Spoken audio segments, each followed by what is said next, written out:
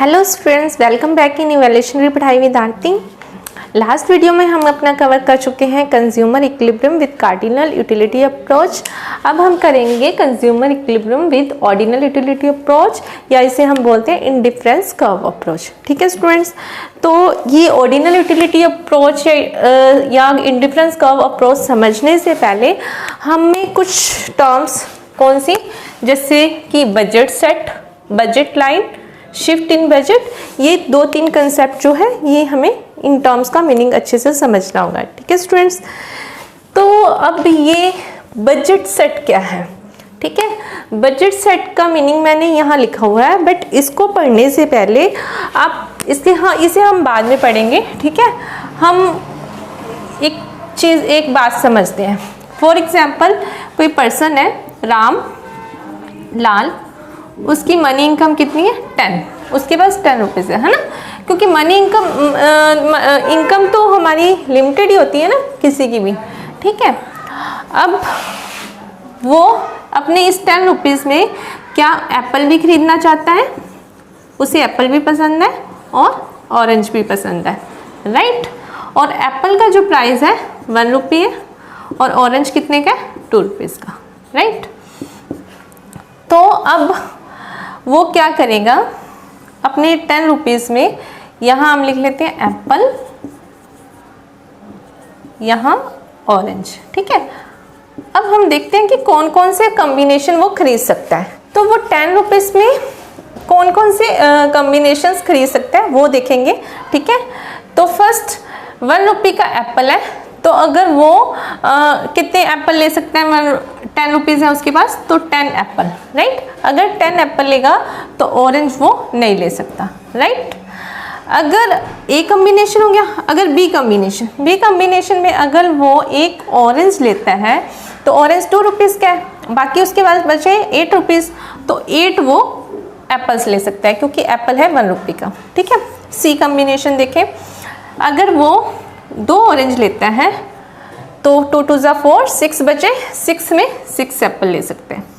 अगर वो 3 ऑरेंज लेता है, 3 2 ज़ा 6, देन 4 एप्पल। अगर कॉम्बिनेशन ई देखें, अगर वो 2 रुपीज़ का ऑरेंज है, तो अगर वो 4 ऑरेंज लेता है, 4 लेता है ऑरेंज, तो 8 रुपीज़ उसके ऑरेंज पे लग गए, बाकी कितने बचे 2, तो 2 एप्पल लेगा। ठीक है, एक कॉम्बिनेशन वो और ले सकता है, 5 ऑरेंज ले सकता है, 5 2 ज़ा 10 रुपीज़ तो उसके ऑरेंज पे खर्च हो गए। ठीक है, एप्पल के लिए तो उसके पास बचे ही नहीं, तो वो एप्पल की क्वांटिटी 0। ठीक है, तो ये सारी कॉम्बिनेशन वो अपने 10 रुपीज़ में ले सकते हैं, राइट। अब इन्हीं सारी कॉम्बिनेशंस को कोलेक्टिवली क्या बोलते हैं, बजट सेट, राइट। अभी आप ये मीनिंग पढ़ो, आपको अच्छे से समझ आ जाएगा। It refers to all those combination, budget set का क्या मीनिंग है, all those combination of goods that a consumer can buy with his money income at given prices of goods. ठीक है, जो गुड्स के गिवन प्राइसेस हैं उन prices पे एक कंज्यूमर जो है अपनी गिवन इनकम के साथ क्या क्या कॉम्बिनेशंस खरीद सकता है, उन कॉम्बिनेशंस को कोलेक्टिवली क्या बोलते हैं, budget set, right. Right students, अब क्या वो कॉम्बिनेशन एप्पल का जो है 6 एप्पल्स और 1 ऑरेंज नहीं ले सकता है ना, तो 1 ऑरेंज कितने का आ जाएगा, उसका 1 ऑरेंज आ जाएगा 2 रुपीज़ का, और 6 एप्पल्स आ जाएंगे 6 रुपीज़ के, तो 8 रुपीज़ है ना। तो 8 रुपीज़ में ये कॉम्बिनेशन भी खरीद सकता है और 2 रुपीज़ उसके पास सेविंग हो जाएगी, है ना।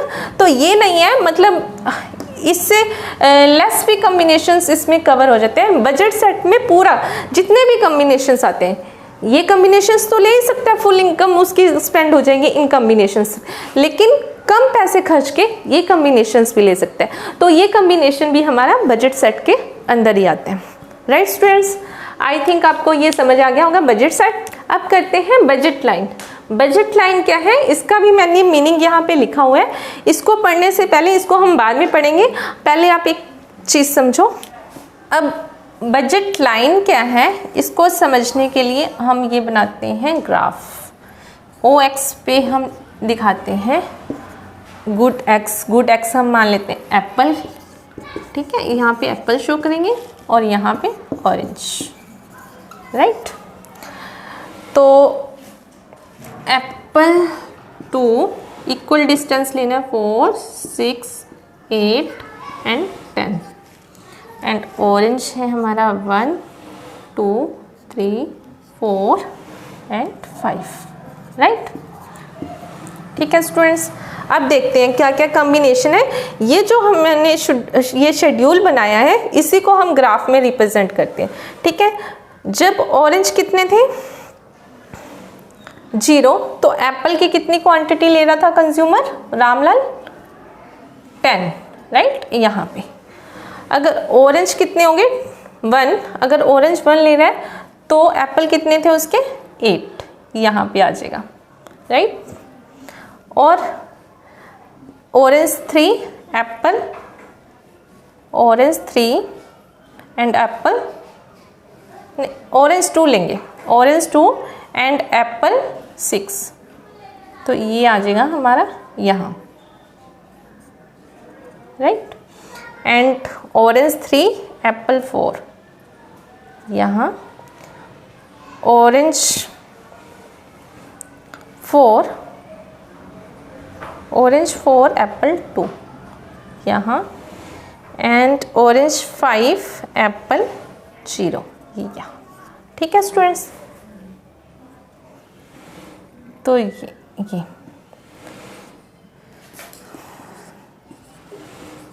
ये हमने बिल्कुल स्केल से अच्छे से बनाना है, ठीक है। ये एक ही लाइन में आने चाहिए, स्केल से हमने ये जो लाइन ड्रॉ करनी है बिल्कुल स्ट्रेट, ठीक है। अब ये क्या है, यही तो बजट लाइन है, this is budget line, right. अब ये बजट लाइन क्या कर रही है, ये बजट लाइन क्या कर रही है, बजट लाइन ग्राफिकली रिप्रेजेंट कर रही है किसको, all those combination of goods which a consumer can buy with his given money income, right, ठीक है। तो आई होप आपको समझ आया होगा। अब आप इस मीनिंग को पढ़ो। Budget line is graphically representation of different combination of goods that consumer can purchase with his money income, right। तो ये बजट लाइन क्या है, ये ग्राफिकली रिप्रेजेंटेशन जो है किसका, उन कॉम्बिनेशंस का जो कॉम्बिनेशन कंज्यूमर अपने गिवन इनकम के साथ परचेज कर सकता है, राइट। आई होप आपको क्लियर हो गया होगा, राइट। अब ये बजट लाइन देख के क्या चीज़ हमें पता चल रही है, ये बजट लाइन जब हम देख रहे हैं तो हमें दो फीचर्स इस बजट लाइन से दिखाई दे रहे हैं। कौन कौन से, एक तो हमें ये पता चल रहा है कि बजट लाइन क्या है, डाउनवर्ड स्लोपिंग है ना। First one is downward sloping. तो अगर फीचर्स आ जाएं, फीचर्स अगर हमें ये क्वेश्चन आ जाए तो उसमें फीचर्स भी लिखना है बजट लाइन का। तो फर्स्ट फीचर बनता है downward sloping, right. And second one is straight line,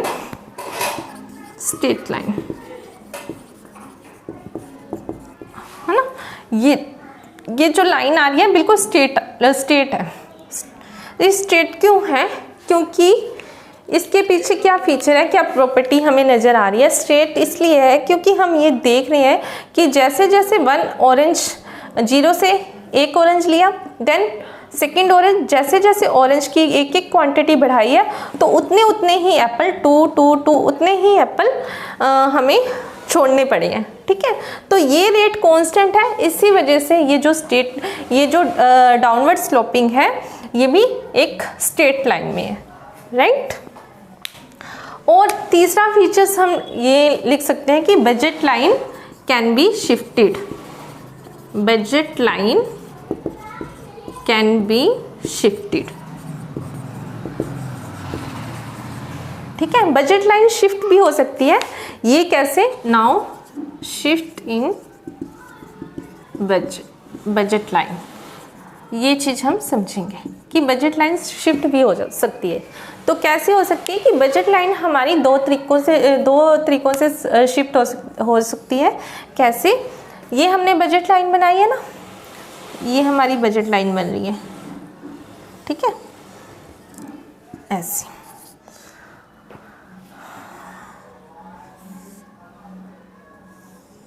O x पे गुड एक्स आ जाएगा, ठीक है, जो हमने एप्पल लिया, और ओ वाई पे ऑरेंजेस गुड वाई, राइट। ये हमारी बजट लाइन है ए बी, इसको हम नाम दे लेते हैं ए बी, राइट। अब ये शिफ्ट कैसे हो सकती है? शिफ्ट ये दो वेज में हो सकती है।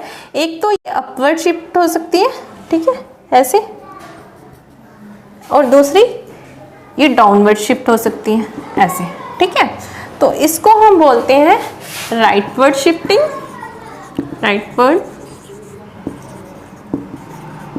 एंड ये लेफ्टवर्ड शिफ्ट, लेफ्टवर्ड शिफ्टिंग, ठीक है स्टूडेंट्स।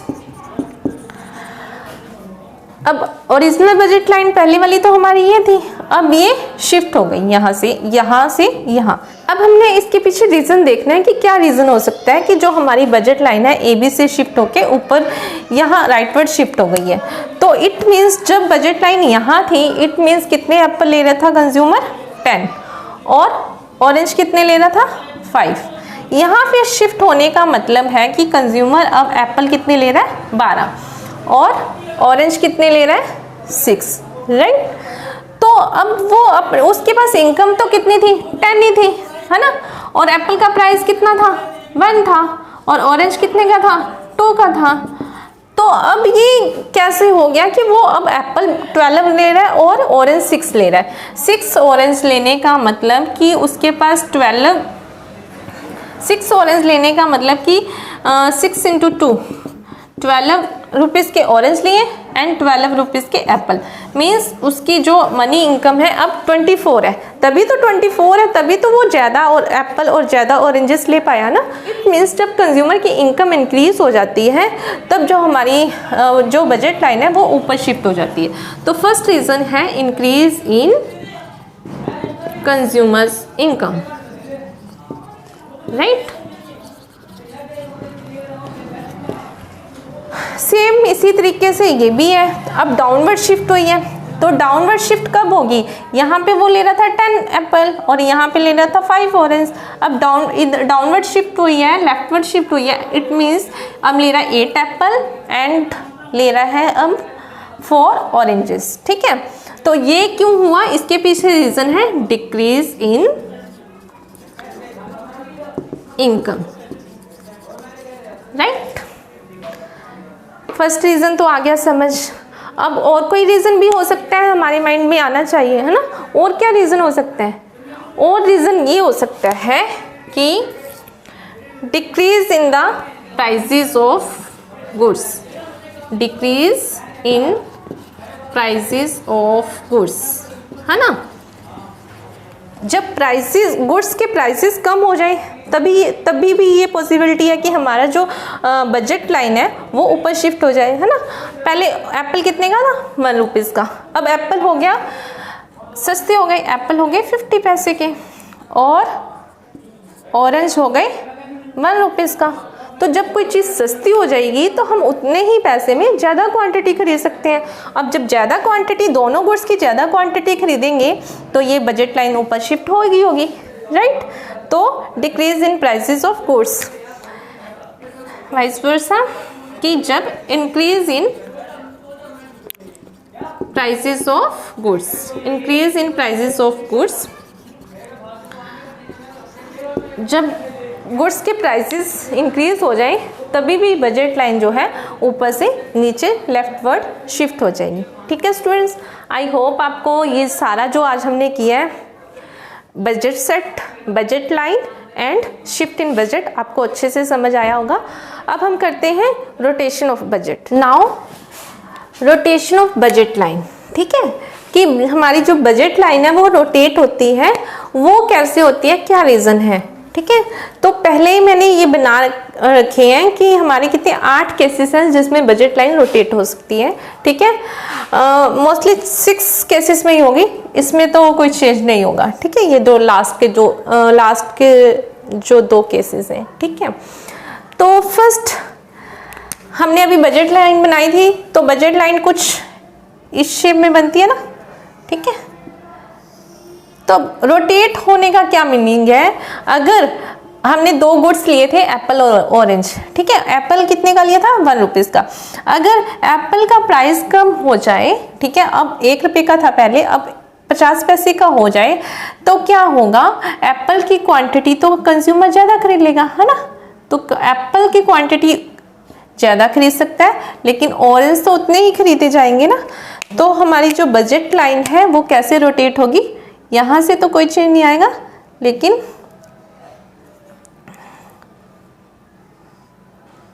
ऐसे डॉटेड में शो करना है, ठीक है।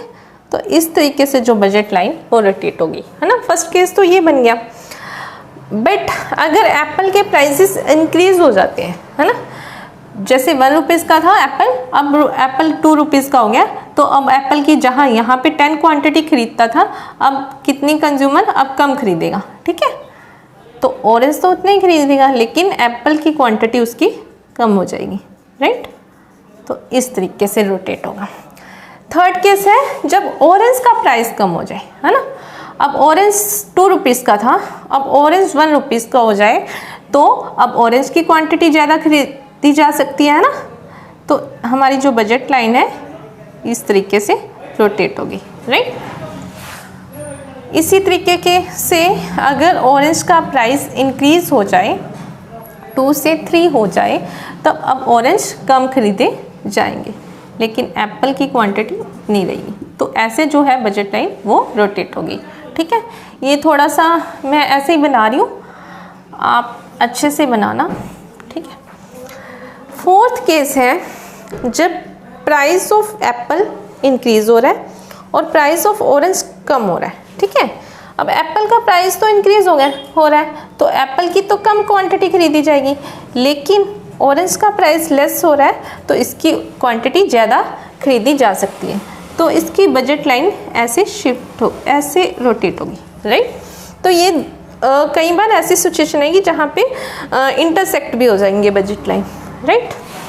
तो इसी तरीके से अगर एप्पल का प्राइस जो है वो कम हो रहा है, एप्पल का प्राइस कम होने से एप्पल की क्वांटिटी ज़्यादा खरीदी जा सकती है, और ऑरेंज का प्राइस इंक्रीज होने से ऑरेंज की क्वांटिटी कम, तो बजट लाइन रोटेट ऐसी होगी, राइट। ठीक है स्टूडेंट्स। अब जहाँ पे अब एक केस ये भी माइंड में आ सकता है कि कंज्यूमर जब एप्पल और ऑरेंज दोनों के प्राइस इंक्रीज हो रहे हैं, ठीक है, और साथ में कंज्यूमर की इनकम भी इंक्रीज हो रही है, तब उस केस में कोई भी चेंज नहीं होगा, है ना। जहाँ एप्पल और ऑरेंज के प्राइस बढ़ रहे हैं, ठीक है, तो इनकम भी तो दूसरी साइड बढ़ रही है, तो बजट लाइन जो है वो सेम रहेगी। सेम इसी तरीके से अगर price of Apple and orange both दोनों के प्राइस कम हो रहे हैं बट दूसरी तरफ इनकम भी कंज्यूमर की कम हो रही है, तो उस केस में भी बजट लाइन जो है वो शिफ्ट या रोटेट नहीं होगी, ठीक है स्टूडेंट। तो I hope rotation of budget line, ये पूरा बजट के ऊपर जो भी ये बजट सेट और बजट लाइन, ठीक है, और रोटेशन ऑफ बजट, ये जो पूरा कंसेप्ट है आपको अच्छे से समझ आ गया होगा, ठीक है स्टूडेंट्स। अब हम अपने नेक्स्ट वीडियो में करेंगे consumer equilibrium with cardinal utility approach या इंडिफरेंस कर्व अप्रोच, ठीक है स्टूडेंट्स। अगर आपको मेरा पढ़ाया हुआ समझ आ रहा है तो चैनल को सब्सक्राइब करें और बेल आइकन को भी प्रेस करें, ताकि जो भी अपडेटेड वीडियोज़ की नोटिफिकेशन है वो आप तक पहुँचती रहे। Thank you students.